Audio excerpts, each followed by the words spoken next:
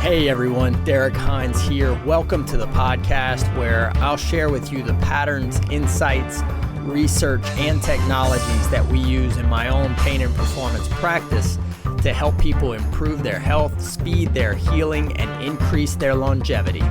Thanks for listening. I hope you enjoy it. Sussi Mattson, welcome to the Pain and Performance podcast. Thank you so much, Derek. Thank you for having me. I'm so excited. I know this has been a long time coming, but we are diving into one of my favorite topics when it comes to writing and journaling and mental health and physical health and how all that stuff relates. So I'm very excited for us to get into some of this stuff. Great. How did you get started with this field? What was the pathway to getting into kind of using writing the way that you do and the way that you teach it? Okay. So we need to go back in time because when I was 8 years old, my mom passed away from cancer, and my parents had been divorced for 4 years prior to that.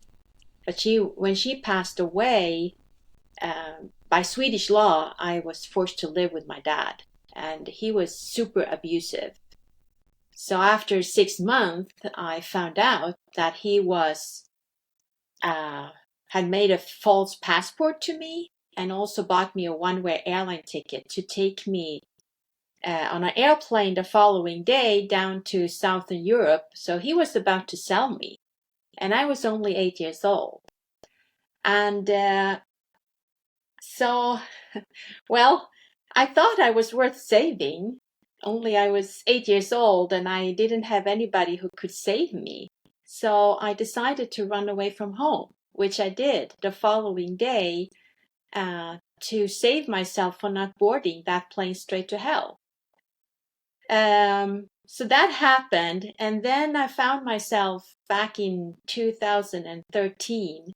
I had a successful business, but yet I found myself really not fulfilled. I didn't think what I did was on purpose and purposeful. So I decided I need to go back in time and revisit that past trauma because there has to be some dots that needed to be connected to that story. So in that process, I couldn't identify myself with that little kid who was so brave and courageous, and she followed through with actions. So I thought that I need to write her a letter, at least say thank you. Thank you for saving my life. Thank you for being brave, and thank you for being courageous enough to do all the stuff that she actually did.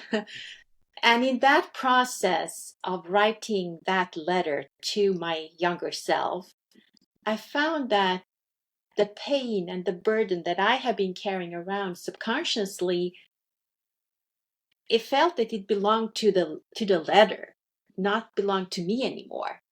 So I thought, this is really interesting. I need to dive deeper into this.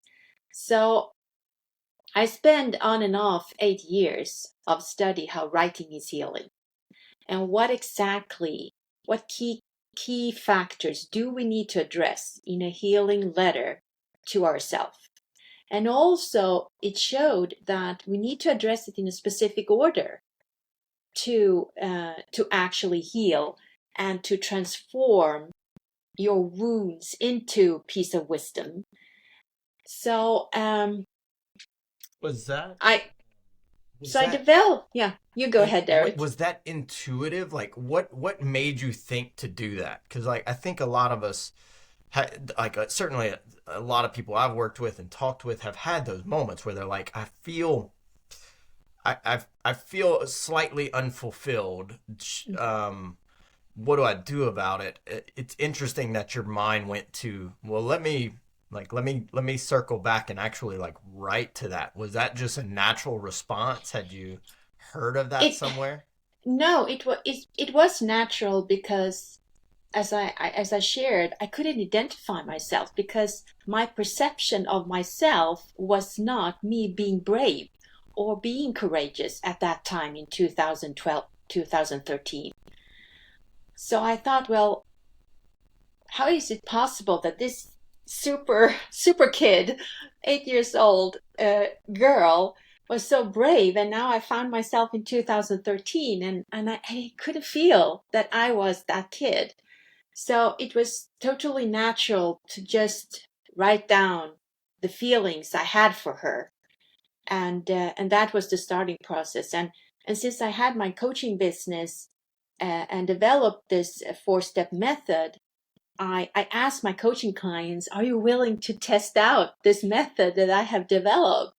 And they were so willing. And then I started to call them wisdom writers because they were so courageous of sharing their piece of wisdom and their stories. And then the whole wisdom letter writing bridge process was born. And here we are today. And we have over 11,000 wisdom writers from all around the globe using this method and have had like over and beyond results. So, What before we kind of get into some of that stuff, mhm. what was the feeling when you were writing some of that stuff down? Like what were you going through personally that you felt like changed whenever you wrote the letter to yourself? Well, the first letter I wrote was saying thank you. Thank you for being brave, and thank you for being courageous, and thank you for literally saving my life. Uh, and I knew that somewhere on this journey I needed to forgive my father, to actually for him taking those horrible decision to try to sell me and also abusing me for 6 months. So and that is also a challenge that I can see many of the wisdom writers have.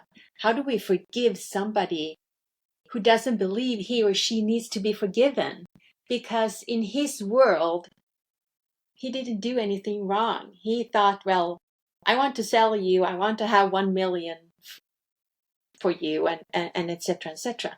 So so no, I didn't know exactly what to write. I just wrote from my heart. But what happened was that I felt a relief that the pain, I could increase my self-awareness that I had been carrying around a pain subconsciously. Because as many other people, I did myself as well, I created those invisible walls around my heart, believing it will protect me. And I also created subconsciously these soul-sucking survival patterns. And when we have done them for years and years and years, they become our normal. So I thought that I was okay, as many other people do too, because we close the door, we don't talk about it, and when we don't talk about it, it doesn't exist, and we think we are fine, but we are not. So I think that when you can reframe your experience, that's the only way you can discover the wisdom from it. And the whole process is a character building process because it increases your self-awareness, and you can connect the dots. What shaped you, but also bridge the gap that divides your past from your future. Um, so it's super interesting to see what happens to people, and I have witnessed many wisdom writers so far um, doing this transformational journey by building their own bridge between the past to the present and the future.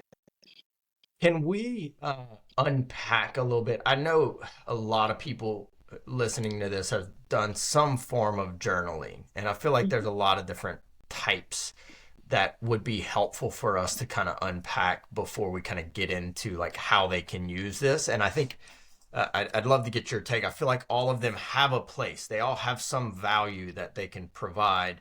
Some of them just as simple as giving you a daily reflection, and some of them can be really transformative. And sometimes the label of journaling gets slapped on all of these things, and it's like that. It's this very wide variety of activities and effects even. So, what are some of the forms of writing and journaling that you get asked about a lot? Certainly things that come to mind for me is like gratitude journaling, kind of the brain dump journaling, some version of like kind of like goal setting, visualization type of journaling. I'm sure there's a better name for that, but can you unpack those a little bit and what each one can be used for and when somebody should use some of that stuff? Well, what have been successful for many clients is the journaling that I use, and that is only 3 questions, 3 sentences that you fill in the blank for 3 weeks. Every day? Every day for 3 weeks, the same questions for 3 weeks. And something happens in your body and in your soul and in your mind. And so far, nobody has failed. And though the 3 questions is, I believe, and then you fill in the blank. Just spontaneously, just write down, I believe, and then fill in the blank. The second one is, for tomorrow I wish.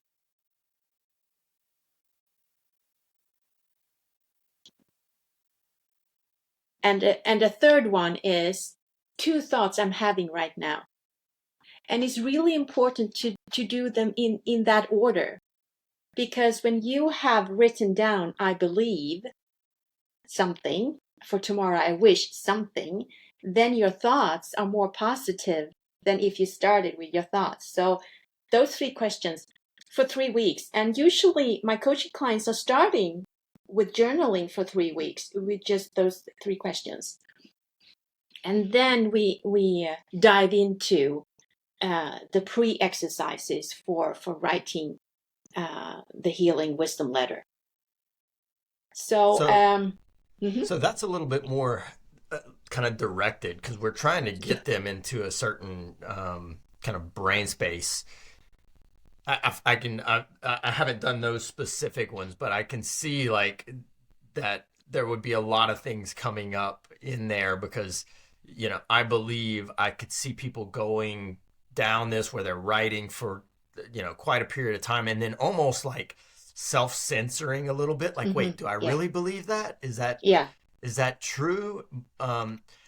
Is that something that people should pay attention to while they're doing that, or like try to just block that voice out? Try not to question it. Like if it comes out, it comes out. That's fine. Don't self-censor. No judgment. Just write down everything that comes up. Just write it down. And they're sending in every week. They're sending in the journals to me, and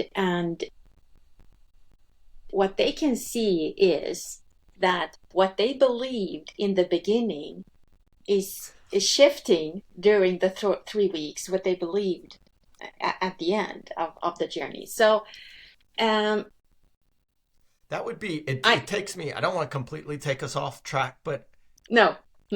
that brings up a question that I wanted to ask you, which is like, and this might be after, so like after they've done that exercise, but do you see a value in like using writing to change your beliefs intentionally? So if you don't believe yourself to be a great leader, let's use that, and you start to write, I am a great leader, can we use our writing to start to alter our beliefs in that way? Does that make sense? Yes, and I do believe that, because that's the same tool as we use in our affirmations when we are talking to ourselves in a positive way. Yeah. And this is totally connected to whatever pain or trauma or what you have experienced is that the story you're telling yourself, and also the meaning that we attach to the story, that alone is super important. But also, what words do we deliberately choose when we are describing our story? That is super revealing where you are, what state of mind you are in. And we need to be aware of that. Does it serve us or does it hold us back? And so what we can see of writing is that the increasing of self-awareness also subconsciously make you think other thoughts, more positive thoughts. And there is a shift happening, because we are probably going to talk about the wisdom letter writing method later on.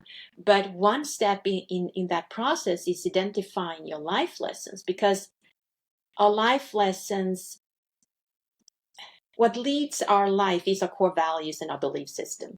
And those are highly affected by the life lessons we acknowledge and identify. So if we can identify the life lessons that we pull out, then we can also change our core beliefs and our belief system. So I totally believe, back to what you said, Derek, that if we can write down, I believe I'm strong, or I believe I'm a good leader, or I believe I can do this and that, then something will change subconsciously in your mind. It's so interesting that it somehow, taking it out of our brain and writing it down gives us more control over that, right? Whenever we're looking back at it. Have you seen, there was this new show that came out recently, the Society of Snow, I think, about a soccer team that crashed in the Andes and survived. This was maybe in the 70s. It's a true story. These kids crashed in a plane, and of course it's this harrowing experience for them, because they had to make a lot of really tough decisions to survive. But one of them talked about how they began writing down the experiences and saying, like when we tell the story of how we did this, like this is going to be a big part of that. And it was almost like this powerful thing that's like, it's terrible now, and it's so difficult for us to go through, and we're doing these things that are unthinkable to be able to survive. But because they were writing it down, it was almost like they had already like given themselves permission to go through that so that they could get to the other side. And I thought that was a really powerful thing. Like if you're going through a hard time and you're writing it down, you're already saying, I'm going to overcome this. And when I overcome it, I have a trail of it. I have a documented path so that I can use it to teach other people, or I can use it to reflect on, or whatever. And I was like, man, I've noticed that in the past, but it's such a powerful thing, and it seems so insignificant to some people at times. What do you think is happening when we do that? What's happening, like, in our beliefs, in our brain, in our body even? Yeah, because what we have seen when people write the wisdom letter is that they're transforming their relationship to the trauma. Because when you put words to what happens, it also give you other feelings. It creates other feelings, and it also creates other thoughts, and it gives you clarity, and that finally you will reach some level of reframing the whole experience. So when we put words on what happened, we acknowledge 100% what happened. And when we acknowledge, we are more willing to take responsibility, to take actions. So there is something that happens with our brain system when we acknowledge and 100% not judging anything. If I can say this happened, this is the facts, and that's it, then I also are more able to take action upon the clarity that I had. Otherwise, when we are just talking about it, is just a huge cloud that needs to be cleared. But Yeah, I noticed this is like whenever I was in PT school, we would have like this giant list of stuff that you had to study. And I would get into points where you almost felt like you couldn't take action because it was just all this stuff. And just going through and being like, okay, let me get all of my thoughts down. What do I need to hit over the next like month?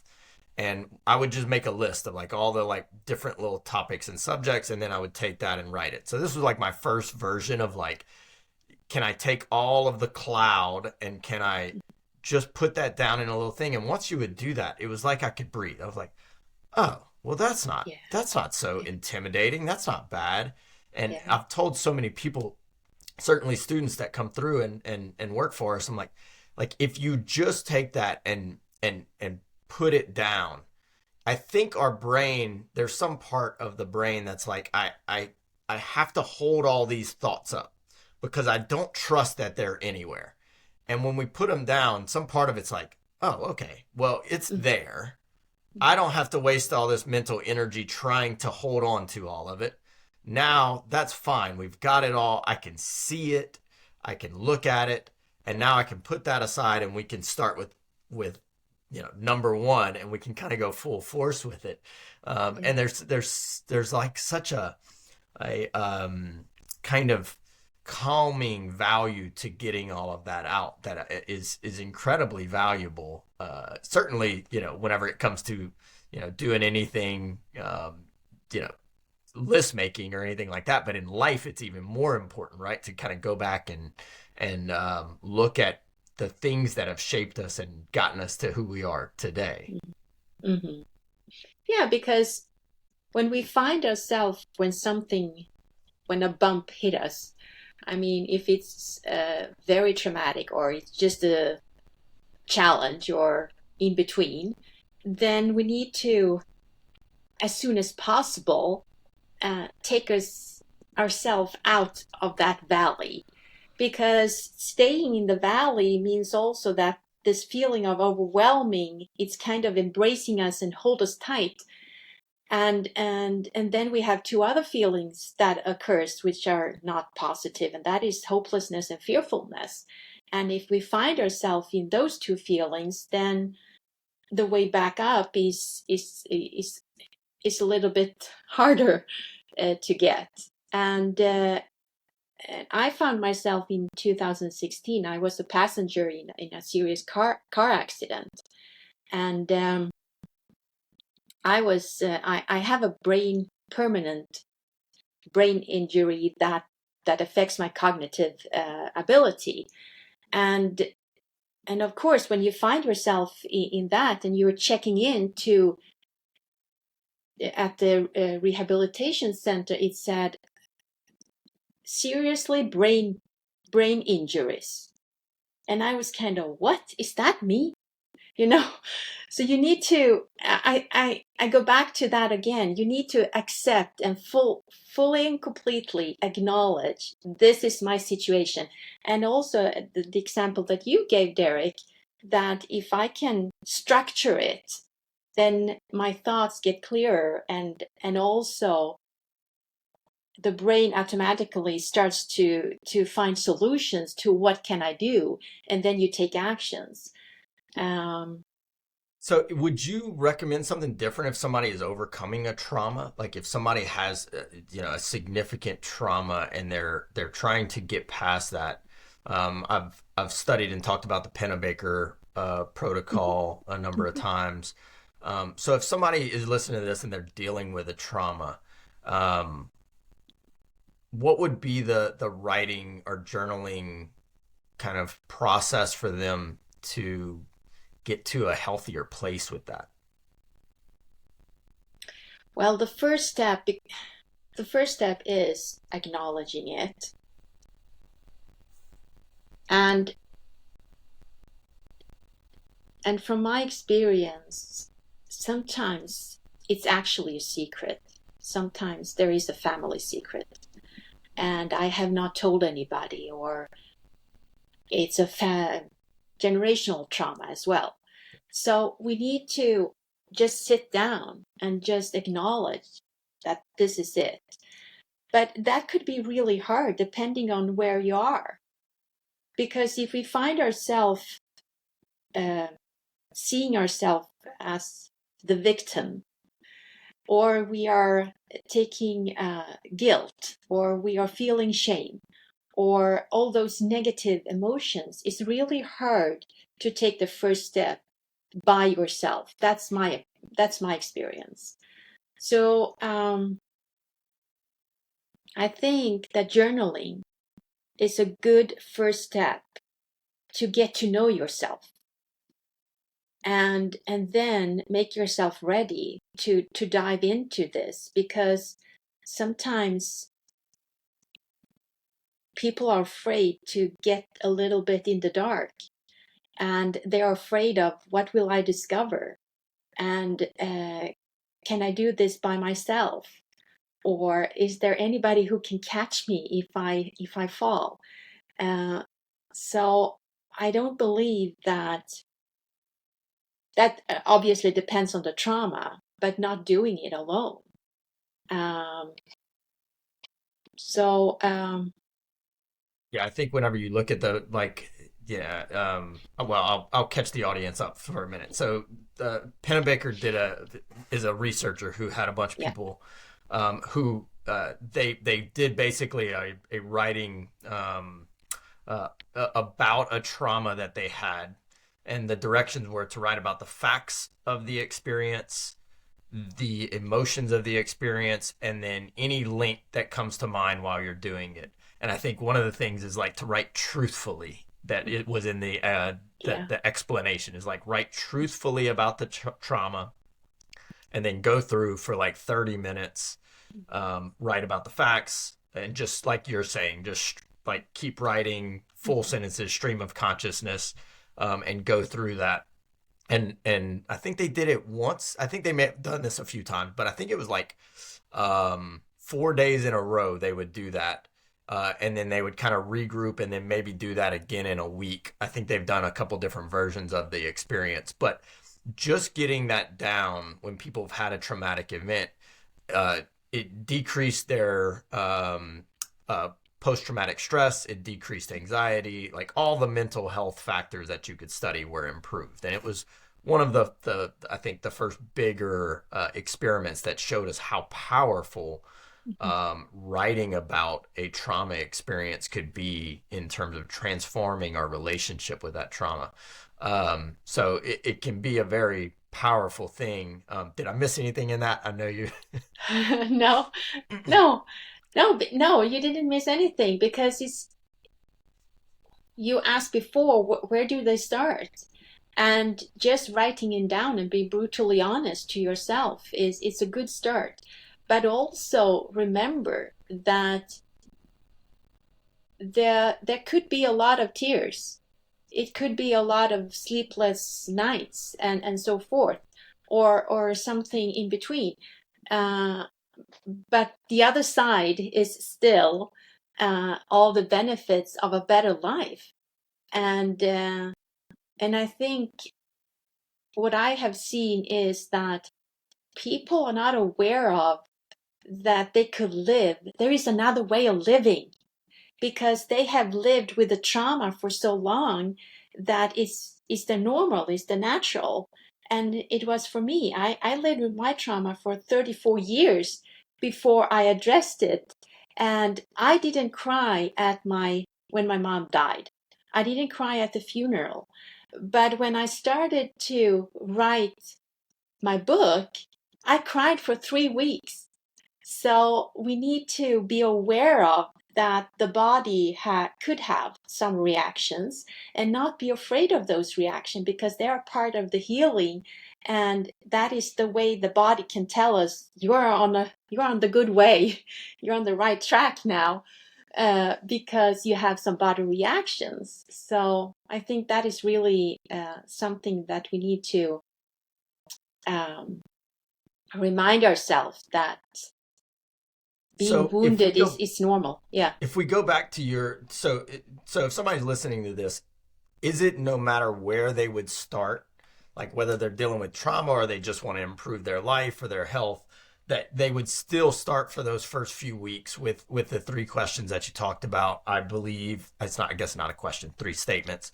I believe, right, for how long? Is there a time that you ask?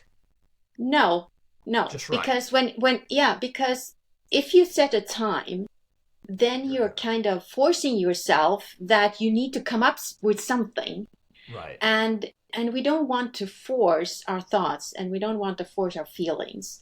We just want to, whatever comes, and that's it. If it only takes 1 minute, that's okay. If it takes 5 minutes, it's also okay.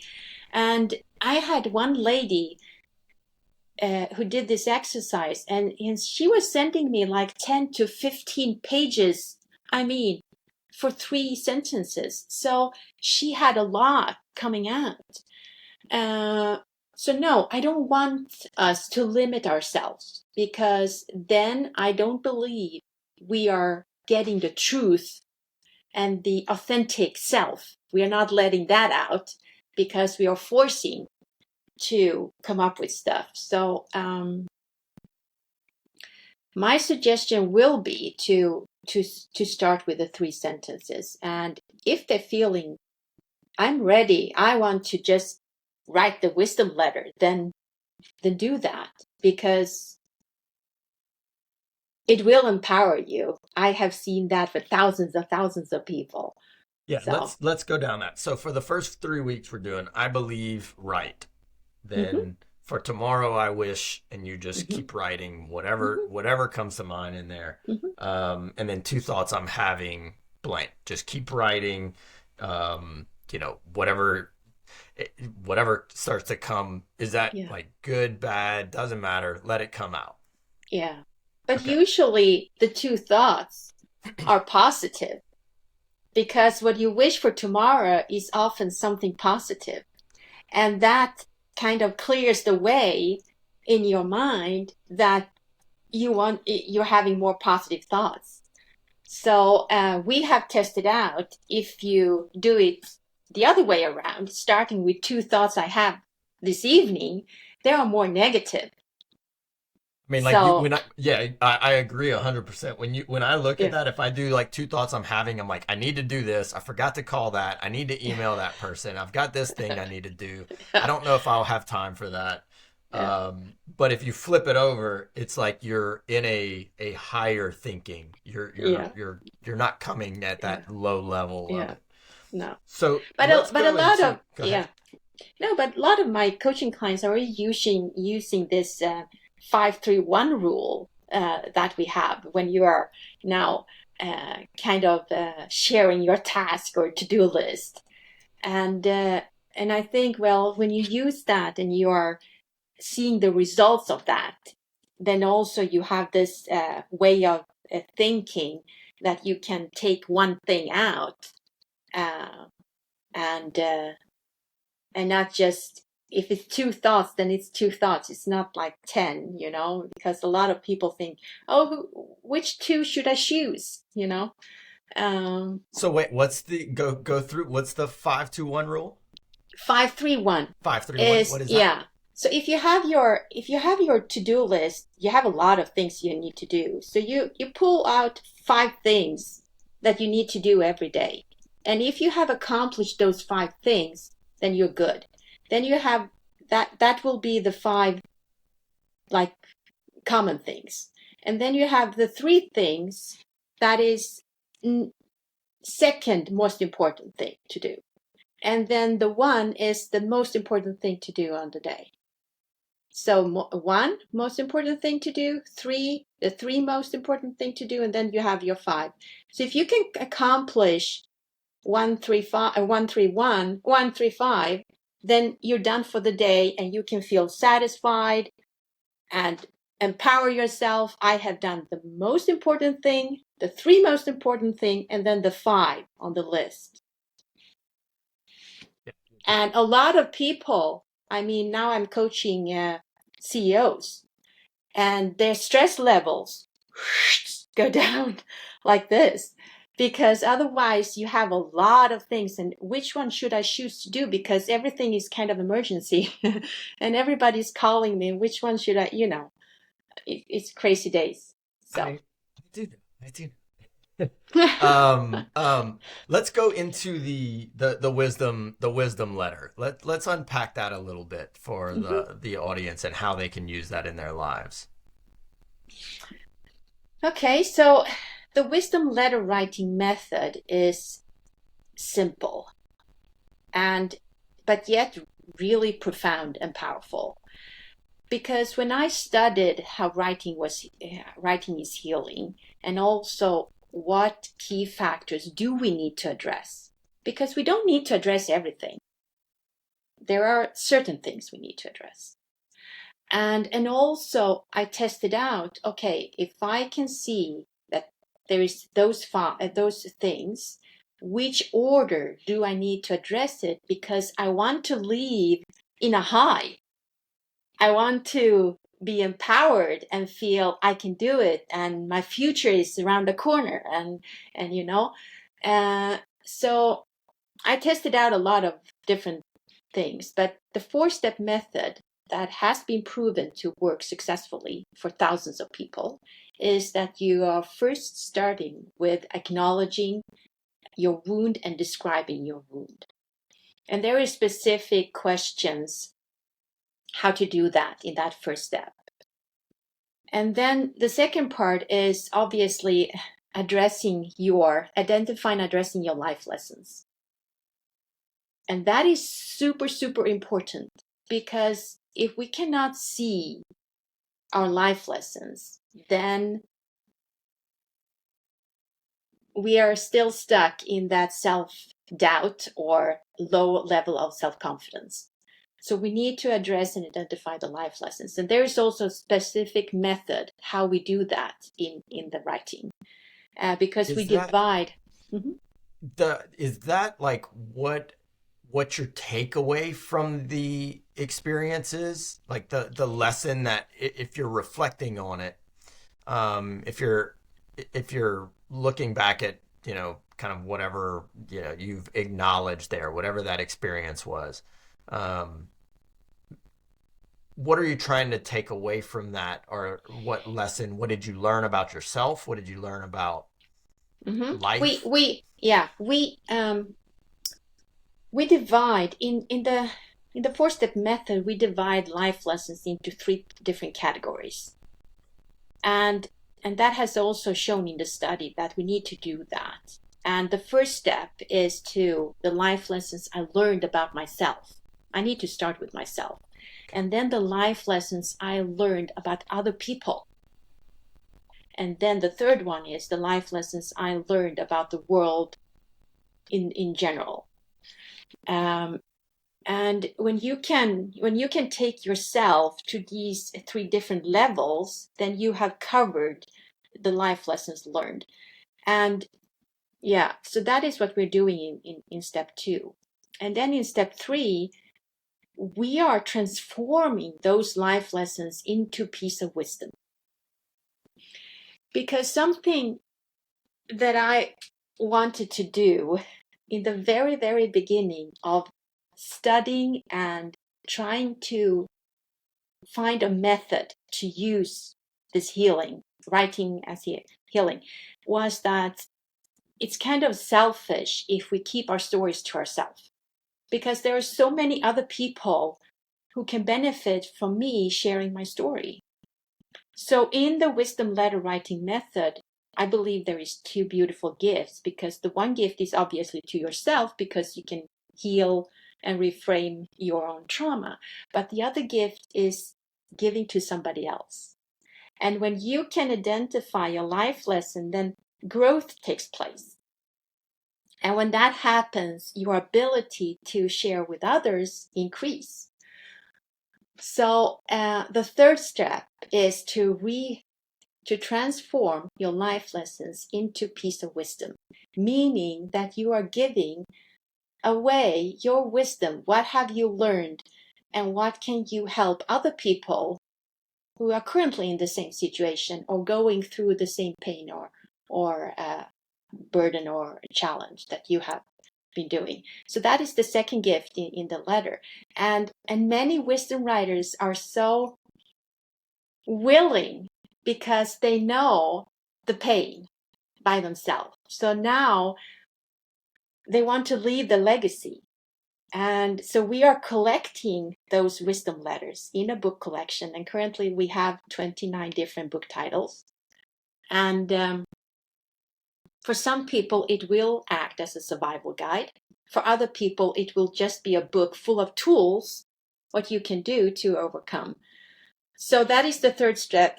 And the fourth step is the forgiveness part. And that is forgiving yourself, but also forgiving others. And then we are sharing the love towards yourself, and then ending the letter with the love towards other people we have in our life. So we are ending really on high and embracing all those positive feelings we have. And I did this really interesting and special project with South Carolina inmates, and had two groups of 35 in each group of the inmates writing their own wisdom letter. And when you come to the forgiveness part, it's really hard because they need to forgive themselves more than they need to forgive somebody else. So that is some kind of different things to be aware of. So those are the 4 steps, but there are obviously questions and pre-exercises and other stuff around it to maximize the results. And that's so powerful. The third step to me is where I think whenever I've met someone who you're like, this person has a deep level of wisdom. They are a wise person. One of the things I've noticed with that is every time they've been able to take experiences and reflect on them and like distill lessons from them that they can explain. And every time you do that, a lot of times these are older individuals, but not always. Like, I've met some people in their 30s and you're like, how are you this wise? And it's always because they take this time to distill these like these activities down into lessons, down into wisdom. And that's not something that many of us take the time or energy to do. And it's like we're going through life and we have all these events that happen, but we never take it to bring it into, like the wisdom state where we can actually use the effects of that experience. That's so powerful to have that in there, and then like have all of the power of the wisdom that you're gaining from some of that stuff. I love that part. That's I will use that significantly. Thank you. What I have asked wisdom writers, why do you want to become a wisdom writer? Because that's really interesting. And we have found that over 70%, they want to leave a legacy. They want to pay forward because, as I believe, and many in this community, is that we need to collectively heal. And if we are taking that responsibility to collectively heal, that means that I need to share my story with you and with piece of wisdom because I want you to heal as well. And usually it's really easy to just share your story and piece and advice to friends and family. But now they are willing to share it with people they don't know. So I think it's really beautiful that people are joining this because they believe that there is an opportunity now to expand our consciousness, and there is an opportunity now for us to really make a difference. And sending in all those letters, it's amazing to see. Yeah, that's probably the most kind of powerful. What would that might be step 6, right? Is if you can share and use it to help somebody else. How it's one thing to get all this out and how much that just affects you, but then if you can kind of even take that next step to use it to help somebody else's life, that's got to be just an even deeper level of transformation. So are they when we're going through this process? And we spend some time to put all of this down. Is this like a one-off experience of writing down the wisdom letter and then you kind of just give yourself some time to almost decompress from that, I would imagine? Um, are you writing it consecutively? Are you coming back to that weekly? How's the follow-up? What's the next step after that? Are you coming back and having to rewrite this at some point? Well, there is different ways of writing your wisdom letter, obviously, because they can go to the app and download the app and go through the program. But they can also go to workshops, or they can have one-on-one coaching calls with me and so forth. So for some people, they want to drag the whole thing. But not in this method. We're not dragging anything. We are, if they're going through the coaching or the workshop, we are taking it really step by step. Because when you lose momentum, you also lose the connection with your soul. And we need to find that level in your soul where you can be honest and authentic. And we need to ride that wave through the whole wisdom letter. So that is one thing to really be aware of. The other one is when people have written their letter, if it is a workshop, then people stand up and share their wisdom letter out loud with other people. And oh my gosh, that is so powerful, because people are crying and they're feeling so proud of themselves and so empowered, and then the willingness to share it in the book collection to help somebody else. It's yeah. I So don't know what to ideally, I say. know I'm getting in the weeds, but I know like some of the Yeah. audience is like, how do we do it? So ideally you would do this in one sitting then. Like when you get to the Yeah. point of writing the wisdom letter and you feel like hey, I'm ready for this. You're obviously if you're at a workshop, they're going to take you through that. Y'all will take Hmm. them through that. Yeah. But Yeah. if somebody's listening to this and like they're like I feel drawn to doing some of this, it's like schedule a block of a couple hours. I don't know how long that would take, but for me, I feel like I would need like 3 hours just so I don't feel rushed to do anything. Hmm. But hey, if you're listening, to each their own, whatever you got.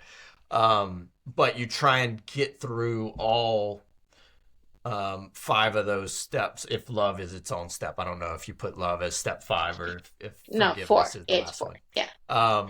But and you just go through those on your own in one single kind of sit down. Is that correct? Because when we do the workshops, we really want to utilize the momentum and the feelings and the state of mind that you are in. Yeah. If there are one-on-one coaching, then we can divide it into 2 different sessions. Gotcha. And if you're downloading the app, then you can do it in your own pace. But also that when the wisdom letter is finished, then there is also a part of you need to take action upon what do I know now that I didn't before, and what do I want to do about it. And I had a young man who had not talked to his mom for 15 years. He was in prison in US, and he didn't visit her or talk to her. But after writing his wisdom letter, he called me and he said, Sussi, I just booked a flight ticket and I'm going to visit her. And I said, good for you. What are you going to say? And he was like, Oh yeah. so so taking action upon the new knowledge that has been given to you during the writing. And many people want to, they're on a high, they're high on life because they want to do so many things and they feel that there is a, that wisdom writers are describing the feeling of freedom because all the pain and the blockings, whatever holding back, is gone. And now we can live. So amazing things are happening afterwards. I would love to see, especially like even you go back to kind of the research that the Pennebaker protocol did, and it was like those benefits persisted for months and months after they did this, like these single sessions of kind of getting it out. Do you think there's value to like doing this almost yearly, like have some part of it where you're kind of like, is there something else I haven't processed? We all have all this stuff, and if there's no charge with what you worked on last year, then you're like, that's not a big deal. But is there something in there that I feel like maybe I'm running on a faulty program? Have you had people that go back to it, once a year and you kind of revisit any of that stuff? Or No, no, because when you were in that moment writing your wisdom letter, that was your level of self-awareness, your level of knowledge, your level of mindset. Don't touch that letter. Because that was your healing point at the time where you were in your own becoming at the time. But what has been happening, Derek, is that people are writing wisdom letters about other stuff in their lives because usually we don't have just one thing that had happened to us. We have lost a family member, or somebody gets seriously ill, or we have a friend who are super depressed, or there's a lot of things we can write about. So what people are doing is not going back and revisit it, but write about other things. So they are keeping up the good work. And when you heal whatever happened to you, then you don't become victimized. Because when we don't heal, we need to remember that our trauma lives in our actions. So whatever happens, it's going to show through your actions. So that's one reason to heal our trauma. So I think that makes a lot of sense. Yeah, I think that's kind of where I was going with that. To bring this to somebody who's trying to heal, who's trying like physically health issues, whether that be, a pain problem, a disease state, any of those things, we know that past traumas that have been unresolved mentally can create a very real physical effect. When you study things like fibromyalgia, certain types of cancer, many types of kind of pain states, that in a lot of these cases, there is some version of unresolved trauma in that person's history. So I think, if you're listening to this and you're like, okay, that's great. If somebody's had like some sort of like, mental abuse or something like that, this can be very real in the physical kind of manifestation of pain in your body. So if somebody's trying to use this, a little bit more in like the health and healing world, is there a version where you would have somebody like kind of talk about, the trauma, the physical trauma that they have faced, and kind of go through the same exact steps, but like, can I accept that I've had this injury and this issue, and go through the acknowledgement of here's what's happened, and then can I kind of identify everything around that and address some of that stuff, and then kind of go through like, what have I learned about it, and identify some of those things, and kind of get to this place where you're like, okay, I'm good with that, and let that change the physical part of their body, of their health, of their brain, their nervous system. Have y'all had any feedback on something like that? Yes, I had. Yes, I had. Because there is no time frame that what you're writing about should be 10 years old or 5 years old or just last week. So that we need to remember that. But what we have seen, and I have experienced firsthand with a couple of clients, is that the shift in your body makes you stronger and more resilient. And when you can connect the dots to understand yourself better and building those healing bridge yourself, then you're more willing to take action in the right direction.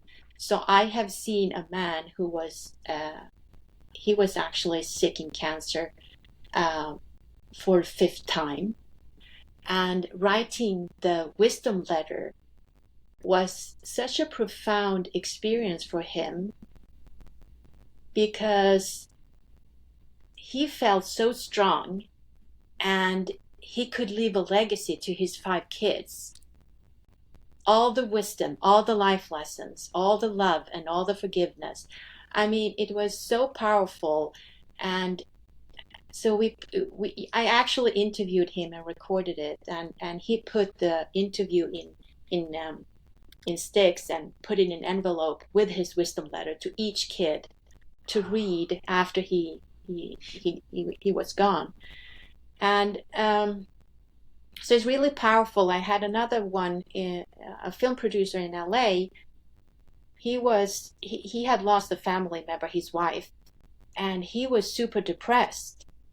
And after writing his wisdom letter, he was kind of, oh my gosh, I have a life to live. And he felt alive for the first time in 8 months. And so there is a lot of good stories that touches your heart and soul. Yeah. And I do believe when I meet all those wisdom writers and I'm hearing all the stories and they're calling me and email me and write to me, then I'm more and more convinced that it is selfish to keep this to yourself. We need to go on a larger scale and get it out, because a lot of people can benefit from it. So yeah, I've heard similar stories in a bunch of different realms, but I think kind of keeping that in, not only are you like depriving helping someone else, but there's just so much that we probably don't quite understand to as deep a degree as we should yet. But there's so much negative to holding some of these things in and not letting your brain, your nervous system, and your body process that. And that ends up coming out in a lot of physical symptoms. And I've had patients who, after going through therapy and coming to grips with losing a loved one or an abuse, that all of their pain starts to go away and they heal much better. Mm-hmm. So I think you're changing people's lives in more than one way for sure, Sussi. Thank you, Derek. Thanks. Yeah. What's the day to day after this? That's one of the questions that I do have from some of our listeners. That is like, okay, I've done all this and I feel great.